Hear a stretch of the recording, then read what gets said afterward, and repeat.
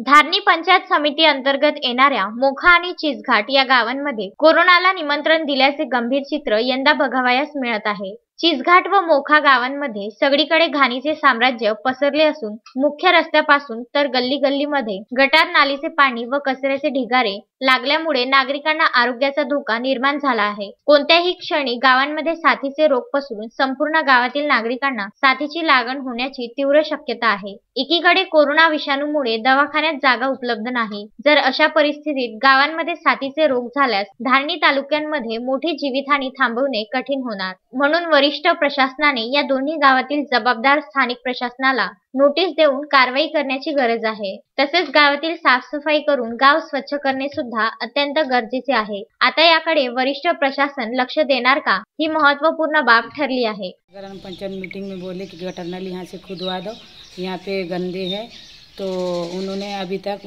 Gutter नाली खुद के नहीं दी। तस्मीन शेख, सुलेमान मेमन सह जुगल किशोर जयसवाल, विदर्भ न्यूज, धारणी।